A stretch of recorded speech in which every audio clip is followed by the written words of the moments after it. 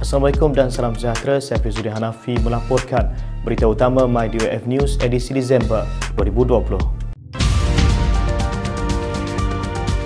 Laporkan berita utama MyDOF News. Jangan lupa like, share dan subscribe laman sosial Jabatan Perdana Menteri.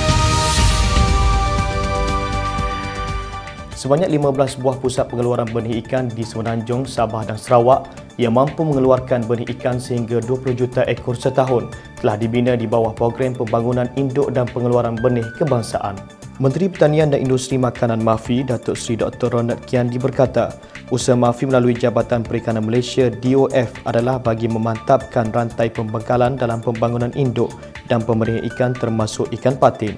Menurutnya lagi, pengeluaran benih ikan negara juga disumbangkan oleh hatchery swasta dengan kerajaan bagi membantu pengusaha hatchery melalui naik taraf fasiliti dan pemberian bekalan input, benih dan makanan ikan dengan nilai maksimum sebanyak RM200,000.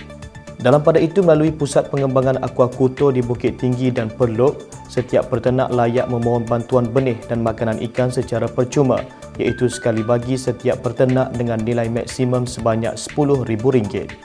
Secara purata, benih ikan patin yang diedarkan oleh kerajaan kepada peternak adalah sebanyak 5,000 ekor bergantung kepada bilangan benih sedia ada di pusat berkenaan bagi membantu peternak mengembangkan hasil pengeluaran.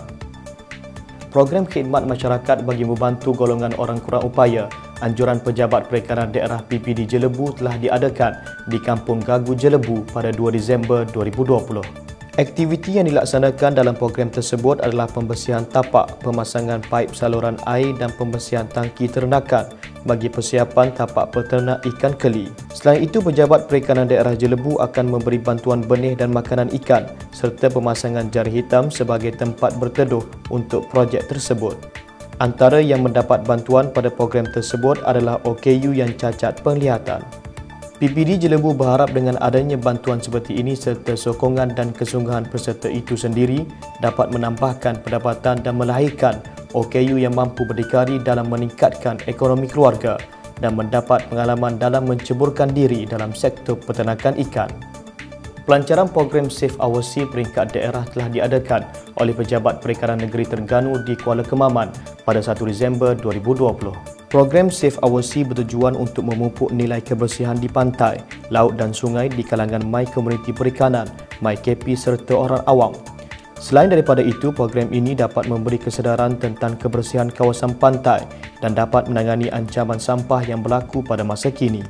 Dalam pada itu, Pengarah Perikanan Negeri Terengganu yang berusaha Encik Zawawi bin Mat Ali berkata, program Save Our Sea juga dapat memberi kesedaran dan kefahaman kepada komuniti mengenai kepentingan kebersihan kawasan pantai, laut dan sungai bagi menjamin hidupan dan ekosistem marin. Justru itu, penlibatan komuniti setempat dan luar diharapkan dapat membentuk jalinan kerjasama yang baik bersama agensi kerajaan dan swasta di dalam penjagaan alam sekitar dan ekosistem marin. Pengarah Perikanan Negeri Pahang, Encik Abdullah bin Jaafar, telah mengadakan kunjungan hormat kepada Pengarah Maritim Negeri Pahang, Laksamana Pertama Maritim Dato' Haji Amran bin Haji Daud di Pejabat Maritim Negeri Pahang, Indra Mahkota Kuantan pada 1 Disember 2020. Kunjungan hormat dibuat bagi mengukuhkan kerjasama strategik antara Jabatan Perikanan Malaysia DOF dan Agensi Penguatkuasaan Maritim Malaysia APMM di peringkat negeri selaras keputusan Jawatankuasa Kerjasama Induk di peringkat Ibu Pejabat. Objektif kerjasama adalah untuk membanteras aktiviti penangkapan ikan yang bertentangan dengan Akta Perikanan 1985, IUU Fishing. Untuk maklumat, ia adalah susulan persetujuan Kerajaan Negeri Pahang dalam Majlis Mesyuarat Kerajaan pada 28 Oktober 2020 supaya DOF dan APMM bertindak tegas terhadap pencerobohan WC nelayan asing serta bekerjasama menangani kes gangguan penguatkuasa asing dalam perairan Malaysia.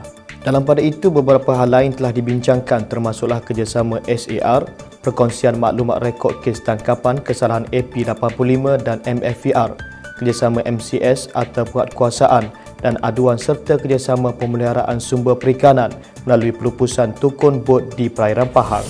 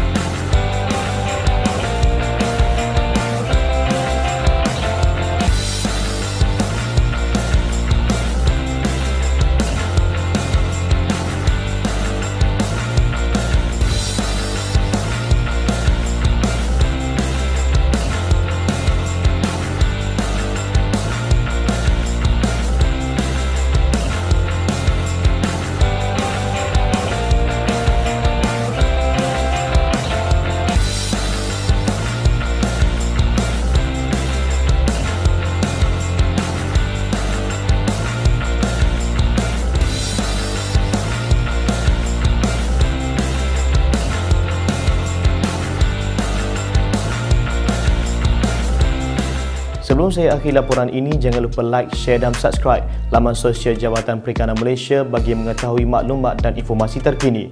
Akhir kata, perangi COVID-19, amalkan CAPP, cegah dari awal, amal nombor baru, patuhi SOP dan pantau status kesihatan anda. Sekian saja, saya Hafizuddin Hanafi. Assalamualaikum dan salam hormat. Laporkan berita utama MyDRT. Jangan lupa like, share dan subscribe laman sosial Jabatan Perikanan